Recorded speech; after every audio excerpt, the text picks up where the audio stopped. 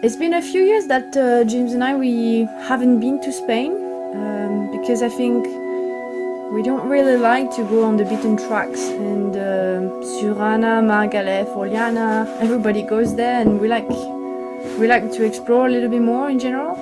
But recently we heard about Roca Verde. I couldn't even put it on the map. Our trip to Roca Verde was always going to be a whistle-stop tour. But I think neither Carol nor I were quite prepared for how fast and action-packed it was going to be. Over the 6 days we were here, we visited so many new crags, so many amazing places through Cantabria and Asturias. It's sometimes we totally forgot where we were. At the end of the day, we changed style completely. We went on to like a reddish quad. In fact, we changed rock completely.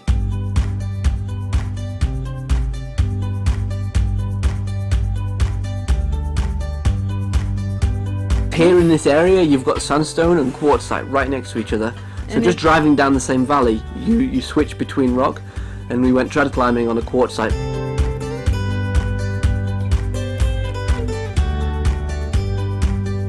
So Santa Marina, it's a two-pitch crag, quartzite.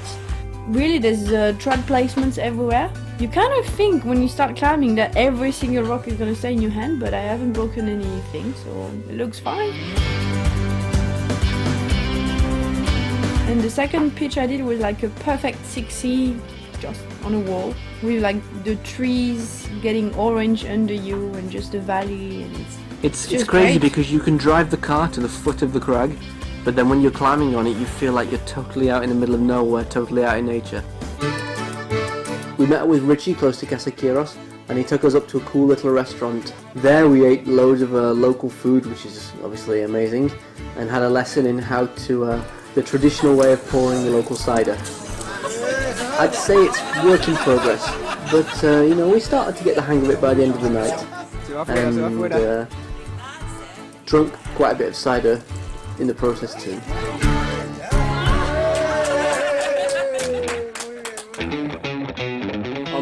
On the last day of the trip, we decided to do something totally different.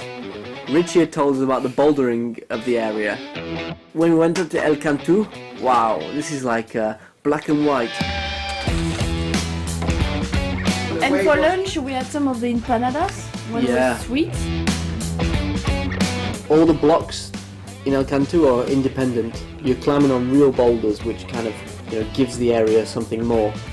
Lots of small edges, little crimps. The rock has a bit more friction to it.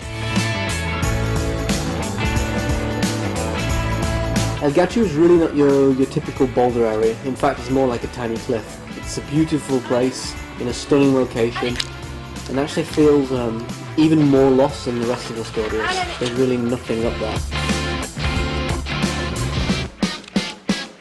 Come on, James.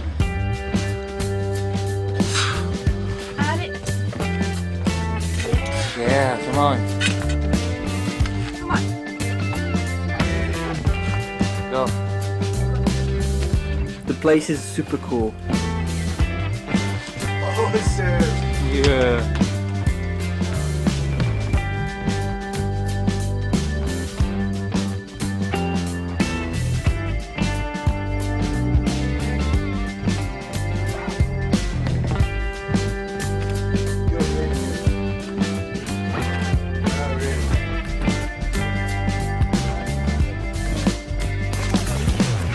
The very last area of the whole trip was Cabo Negro.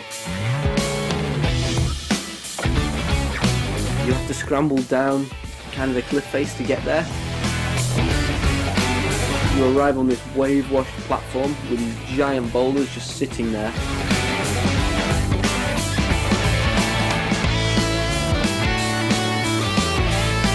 It's a bouldering area basically on this peninsula that sticks out into the Atlantic Ocean, and it's really one of the most incredible places you could ever wish to climb.